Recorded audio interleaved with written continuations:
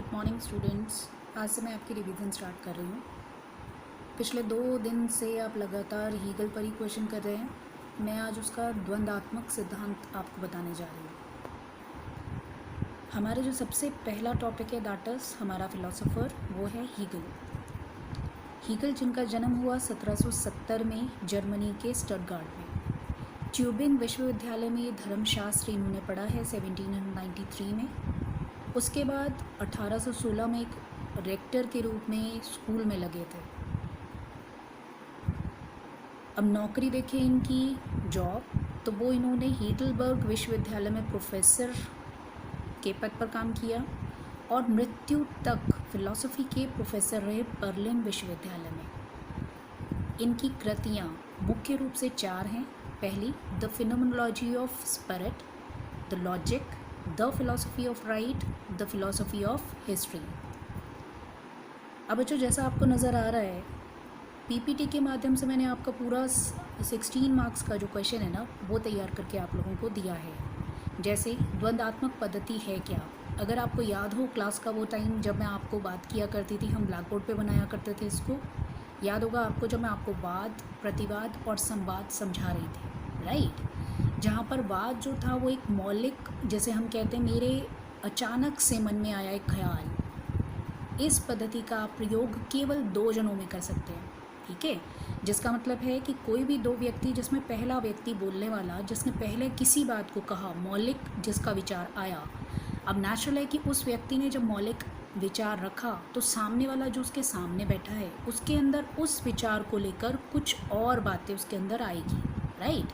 जिसका मतलब है कि वो ये सोचेगा कि इसको काउंटर कैसे किया जाए या कैसे मैं इसको बताऊं, ठीक है?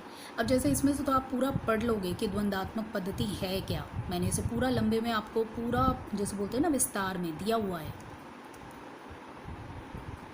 इम्पॉर्टेंट क्या है हमारे लिए कि जो हमारा वाद है, वाद क्या होता है? जैसे यहाँ पर बच्चे देख रहे हैं, आप यहाँ पे देख रहे हो सेकंड वाला, ये जो हमारा बना हुआ है ना, डायलेक्टिक में विकास के 3 चरण शामिल हैं। ये देखो यहाँ पर, राइट? ये 3 चरण कौन से शामिल हैं? जिसमें हम फर्स्ट कह रहे हैं वाद, प्रतिवाद या संवाद, ठीक है? अब वाद क्या है? वाद है जो मौलिक आपका सबसे पहला आपके अंदर थॉट आएगा, वो आपका वाद है। उस वाद के काउंटर में, उस वाद के संघर्ष में जितनी भी बातें आएंगी वो आपकी सारी प्रतिवाद में आ जाएंगी। और जब दोनों का स्ट्रगल, दोनों का संघर्ष बना रहेगा, तब आपके सामने आएगा संवाद, जो होगा उस बात का हल। अब देखो, जैसा इसमें आप देख रहे हो कि आपका जो कार्ल मार्क्स, इससे नेक्स्ट हमारा जो थिंकर है वो है कार्ल मार्क्स। कार्ल मार्क्स ने हीगल के ही डायलेक्टिज्म को, हीगल के ही विचारों को, हीगल के ही द्वंद्वात्मक पद्धति को लेकर अपने सारे दर्शन को दिया है। अब बच्चों, इसमें मैंने जो ऐड किया है वो है विशेषताएं, जिसमें आपकी सबसे पहली विशेषता है कि यह स्वतः प्रेरित होती है। जैसा हमने किया ना कि किसी भी वाद के लिए आप किसी तरह का कोई ऐसा संघर्ष, कोई ऐसी बातें नहीं करते हैं। वाद होता है जब आप कोई एक मौलिक तत्व को लेकर सामने चल रहे हैं, क्लियर? तो जैसे स्वतः प्रेरित का मतलब हो गया कि इसमें निरंतर विकास होता रहेगा और इसे आगे बढ़ने के लिए किसी दूसरी शक्ति से प्रेरणा नहीं लेनी पड़ती है। ये अपने आप ऑटोमेटिक जो है वो किसी भी व्यक्ति के अंदर पाया जाएगा। सेकेंड जो विशेषता आप देख रहे हैं वो है कि विश्व का इतिहास प्रगति का इतिहास है। आप सब बच्चों को पता है, पहले जब हम आग जलाना नहीं जानते थे तो पत्थरों को रगड़ा था, उसके बाद आग का जन्म हुआ। तो इसका मतलब है कि विश्व का इतिहास जो है वो हमेशा से प्रगति का रहा है। तीसरा हमारे पास में जो इसकी विशेषता है वो है अंतर विरोध, जिसका सिंपल मीनिंग है कि प्रत्येक वाद के अंदर कुछ न कुछ अंतर विरोध रहते ही हैं, जो आगे चलकर क्या होता है, मूलवाद को नष्ट कर देता है। चौथी विशेषता है वाद प्रतिवाद के योग से जिस संवाद का निर्माण होता है वह वाद और प्रतिवाद दोनों से ही ऊंचा होता है।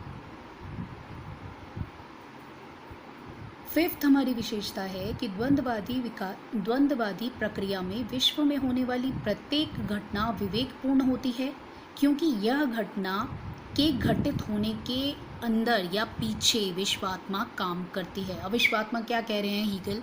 विश्वात्मा से सिंपल मीनिंग है कि जो कुछ भी स्टेट कर रहा है वो सब हमें मानना चाहिए। लास्ट हमारी विशेषता है कि जो व्यक्ति या राज्य विश्व संघर्ष में सफलताएं प्राप्त करता है उसमें विश्वात्मा की अभिव्यक्ति ही होती है। क्लियर। अब इसके बाद मैंने ऐड किया है आलोचना। आपको पता है किसी भी थिंकर को जब आप उसका आंसर लिखेंगे तो ज़रूरी है उसकी आलोचना करना। ठीक है, तो सबसे पहली जो आलोचना है वो ये है कि यह सिद्धांत भ्रामक है। देखिए, हमारे पास सेबाइन और हॉबहाउस जैसे भी फिलोसोफर्स रहे हैं जिन्होंने हीगल की द्वंद्वात्मक पद्धति को भ्रामक बताया है।